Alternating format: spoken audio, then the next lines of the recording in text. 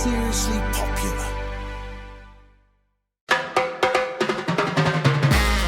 Happy Friday, everyone. It's another Friday here in MAGAland, and we have a packed show as always because things do not stop moving when it comes to the Trump administration. We have a very special guest joining us again today, Josh Boswell. He's going to talk to us about his new exclusive on Hunter Biden's laptop lawsuit. We're also going to be updating you on Trump's tariffs and what's going on with him taking some of them back, as well as a conversation he had with Trudeau that apparently sparked the Canadian leader to end up in tears. We're also going to be touching on some Democratic cringeworthy moments, including Gavin Newsom having a chat with right-wing influencer Charlie Kirk.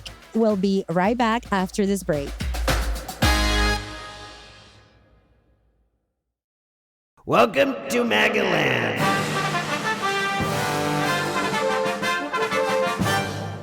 We're back in MAGAland, and we have Josh Boswell here with us today. He will be discussing his bombshell new exclusive on the latest on Hunter Biden's legal drama. It appears that Hunter Biden is broke, which is a wild twist in this long, very long saga that Josh has been following over several years now. This comes after Hunter's house was damaged in the California wildfires, and he had a filing that Josh had first. So Josh, take us into what's going on in Hunter Biden world.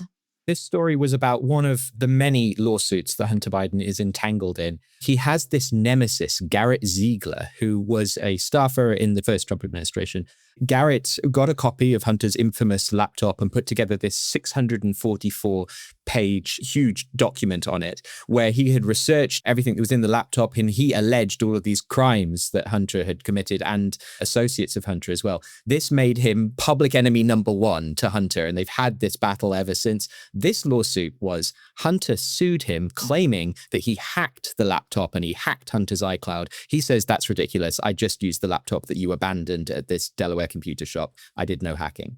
The latest we saw in the lawsuit was yesterday. Hunter filed saying, actually, Judge, I want to pull out of this lawsuit because I don't have any money left. I can't pay for the lawyers. I'm broke. Is he actually broke?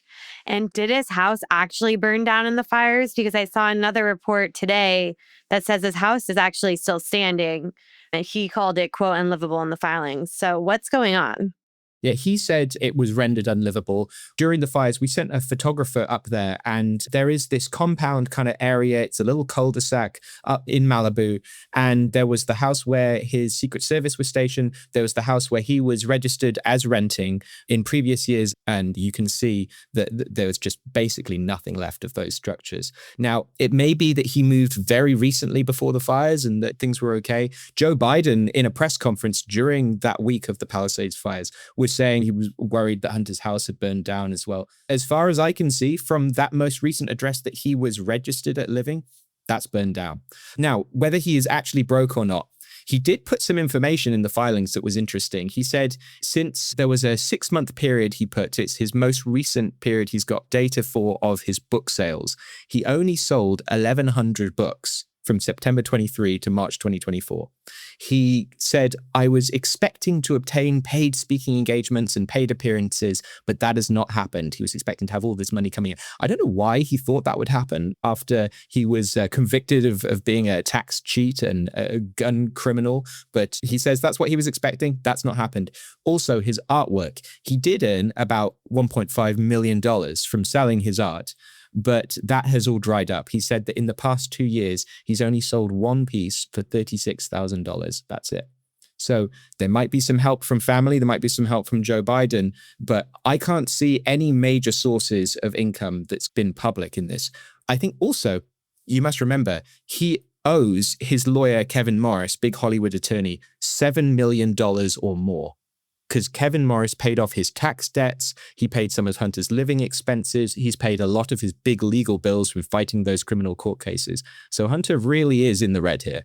Josh, is this the same benefactor that was mentioned in your article? And he was saying, I can no longer rely on this friend that used to help me out. I know we've seen pictures of them together in a Miami balcony. His main helper can no longer get him out of trouble. Is that what's going on? Yeah, Kevin Morris, the Hollywood attorney, super wealthy. He made this incredibly lucrative deal for the makers of South Park to get their new seasons. That earned him tens of millions of dollars. And he has been dubbed Hunter's sugar brother because of the amount of money that he's poured into back Hunter here. He's the one who, it's been reported, has no longer got the funds or is no longer willing to provide the funds for Hunter. It's been an issue in his personal life, I think, the strain that this has put on him to be funding Hunter to the tune of over $7 million.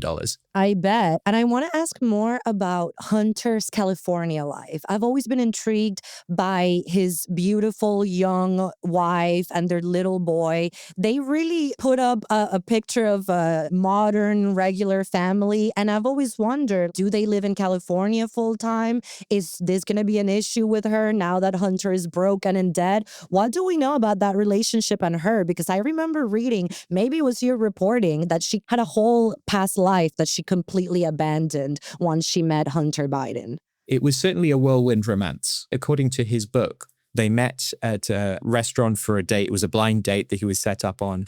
And then within a few weeks, he was asking her to marry him. It was pretty quick. They've stayed together for several years now. They've had a kid together, Bo Jr.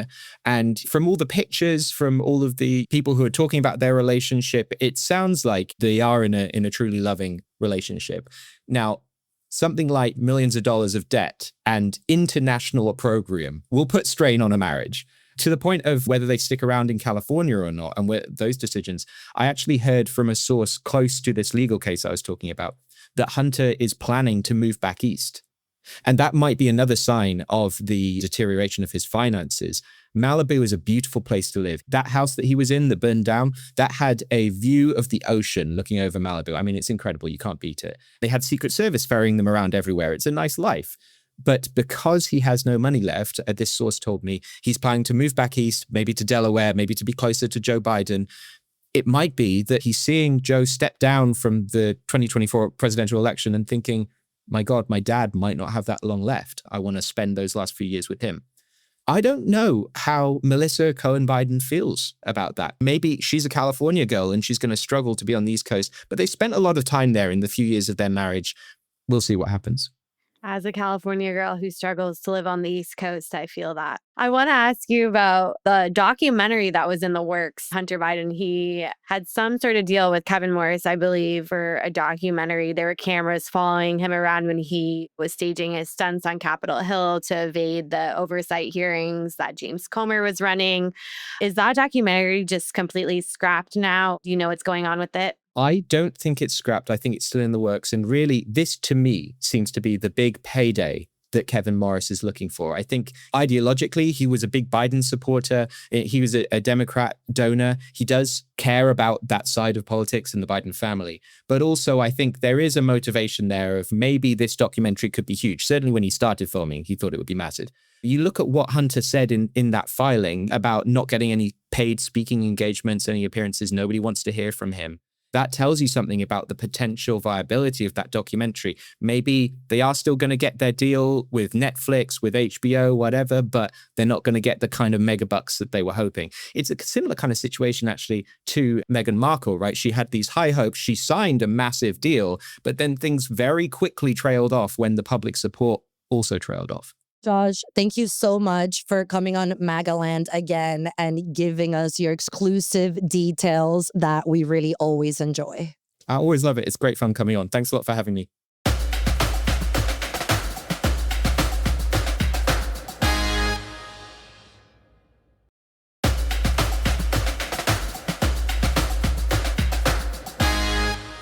We're back in MAGAland. Trump this week has shifted on his tariff policies, particularly when it comes to Mexico and Canada. Despite the tariffs going into effect on Tuesday, he actually rolled it back yesterday in a shock announcement saying that Mexico and Canada will have a 1-month reprieve from the tariffs until April 2nd. The way he rolled it out, I thought was extremely interesting. He first took to Truth Social and said that Mexico's president, because of his respect for her, they would get this reprieve from the tariffs. Meanwhile, he was slamming Justin Trudeau in another Truth Social post saying he's using the tariff drama just to stay in office. He's going to use it to run for prime minister again. He was silent on whether that same exemption would apply to Canada. Then hours later in the Oval Office, he signed an executive order basically decreeing that these tariffs would be on pause for 1 month because of the cooperation between the countries as they work to stem the flow of fentanyl and work with the United States on that front. So it has been never-ending drama. And it appears he had another conversation with Justin Trudeau, which actually brought the prime minister to tears. Let's take a listen. On a personal level, I've made sure that every single day in this office, I put Canadians first, that I have people's backs. And that's why I'm here to tell you all that we got you. Even in the very last days of this government, we will not let Canadians down today and long into the future. Wow, I have tariffs whiplash. Like, I'm now confused. And this is the issue when there is chaotic moves in the US government like this, because people end up not knowing what's really going on. But yes, the tariffs have been delayed for another month. And you mentioned those phone calls, Kelly. Trump really seems to support however his last phone call went. As you said, it appears that the phone call with the Mexican president went really well because he expressed respect for her, something that's very rare from Trump. However, he also had a phone call with Detroit's big three automakers before he decided to roll the tariffs back on auto-related imports. I think more than just liking the leader of that country, Trump's also been hearing from the American companies that are going to be affected by this. Again, experts say this is going to raise price on consumers, and it's not a good thing to put the burden on consumers. So clearly, the leaders of the three big automakers in Detroit convinced Trump to at least delay this a bit longer. I want to talk about how Canada is dealing with this and Trudeau. 1,000%. Trudeau's not going to run for prime minister again. His political career in that sense is over. He has regained some of the love from the Canadian people because of how he has been dealing with this. I've been getting pictures from my friends in Canada from the empty shelves at liquor stores. Canada has removed American liquor brands from their shelves. Jack Daniels said that this is actually hurting the U.S. more than the tariffs. That is a disproportionate response to completely take off American liquor from Canada's shelves. But Canadians are pissed off about what's going on. And this is making that Trudeau is going to leave office in a more sympathetic light, because Canadians were really over Trudeau 3 months ago. But now they feel that Trudeau has been standing up for them. I talked to a few of my Canadian friends, asked about Trudeau tearing up, which a lot of the American right wing sees it as weakness. Canadians don't see it as weakness. They see it as he cares about them, and he is concerned that the U.S. is picking a fight with them for no reason that's going to leave everyone involved worse off than they were to begin with. I think there's a lot of fears that Trump's maneuvering tactics are going to cause American prices to rise. They're obviously going to rise in Canada and Mexico as well. Trump's Treasury Secretary addressed this today, actually. He was on CNBC. He said that this is a, quote, detox period that the United States is going through in order to reset the economy that was left to Trump by Biden. So he said in the short term, yes, there could be a slowing of the economy that would contribute to higher prices in some instances. But he said that it's worth it for Americans because of the resetting of the economy, the ability to slash some of those funding projects that DOGE is looking into. And ultimately, it'll all be better for Americans. So there's an element of trust, I think, going on right now. Americans are a little worried about what's going on, and obviously citizens of our neighboring countries. But they did elect Trump to office. And so there has to be some trust level that what he promised on the campaign trail to bring down prices for everyday goods, to stand up to our adversaries, and to keep America safe again will actually play out in the long term. So I think we're going to see if this campaign promise is deliverable really soon. One quick note on Canada. The drama hasn't stopped, as you mentioned. And actually, one of Canada's senators challenged Don Jr. to a boxing match. I don't know if you saw this. He said it would be for charity, but it would be over the, quote, bogus tariffs that the United States is leveling on Canada, which I thought was strange, but it's a little bit humorous amid all of this. If anything, the tariffs have been great for Canadian pride. They have ads. I've seen all types of content they're making about their Canadian pride. I did also want to note that it's fascinating to me. I have heard some people from the Trump administration and Trump supporters telling worried consumers things like, things should be made in America or grow your own food. As someone from Venezuela who was lost to socialist policies, this is what that government would tell people when shortages started. Well, we got to go back to basics, start making your own food. So, yeah, to see the Republican Party saying things like this a little bit sparks my Venezuelan PTSD. Again, it all comes back down to how much the cost of a carton of eggs really costs. I went to the store this week and one carton of eggs cost $8, which was the highest I've ever seen it. So although Trump is blaming Biden for sort of a hangover effect of the economy and for the cost of eggs, especially with the bird flu that contributed to the rising costs, this is still lingering. Trump's going to have to act on it sooner rather than later, because regular Americans who are trying to make breakfast for their families or bake a cake for a birthday, they're going to see that directly impacting their bottom line. As you said, they did vote for him, but they voted for him at a time when Americans felt Biden was not handling the economy well. I think voters go with their wallet most often than not. So yeah, if Trump doesn't act really fast on this, we could see his approval numbers declining. So we're going to keep an eye on that. There has been a viral video that has completely shook DC this week. It's a video called, quote, Choose Your Fighter of female Democrats. They're basically boxing in this weird, quote, cringeworthy clip that's just really taken off. Republicans are saying that this clip shows that they'll be in power forever because Democrats are just unhinged and can't get it together. I think it's an embarrassing look for the Democrats to put something like this out. It doesn't really make sense or have a unified agenda. And the Trump campaign actually clapped back to it with a compilation of Trump and Vance and the White House and what they've been doing. And they said Americans have already selected their fighter, and it's Trump, and he's doing well.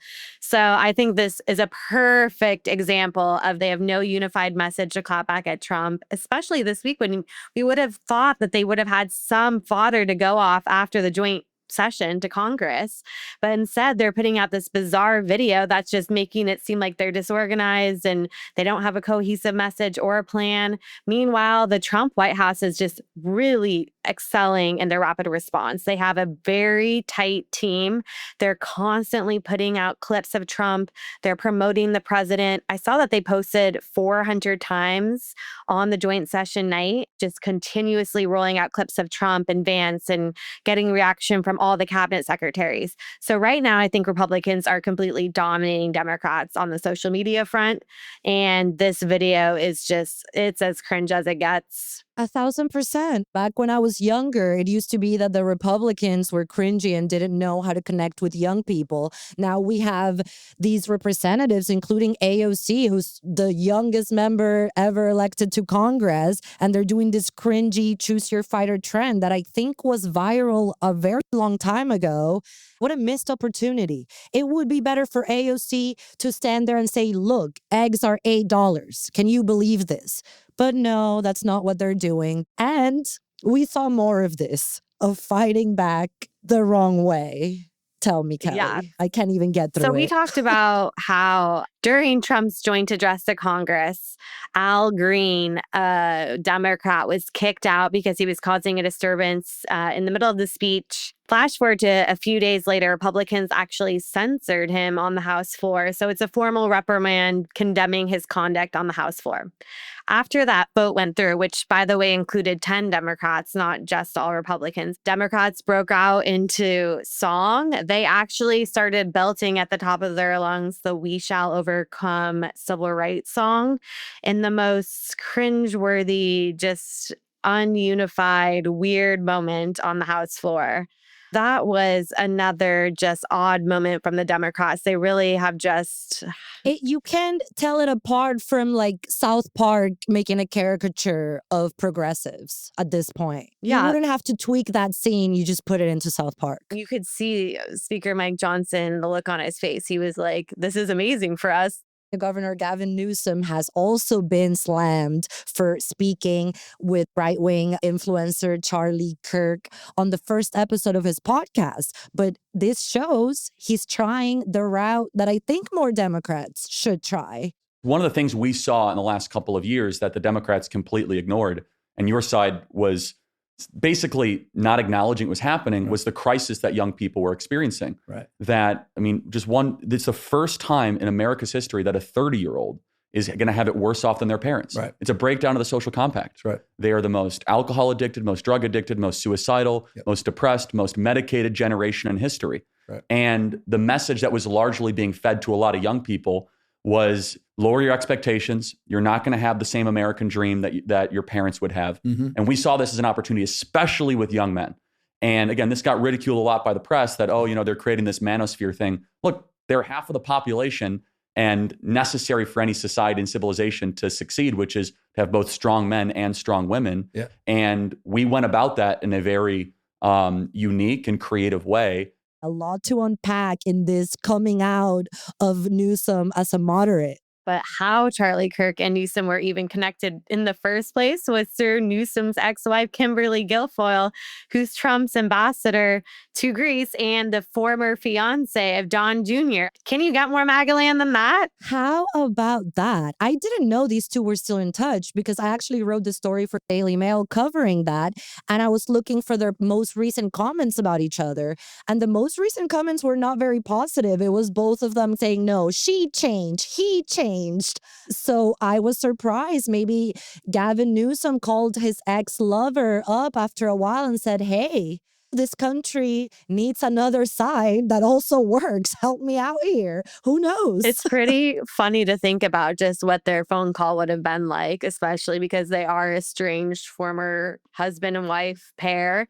This is my theory, is that Newsom isn't as far left as he lets on. And maybe this little sneak peek into how he feels about the transgender female sport issue is signaling that he could be open to a more moderate or conservative leaning stance on some of these hot button topics.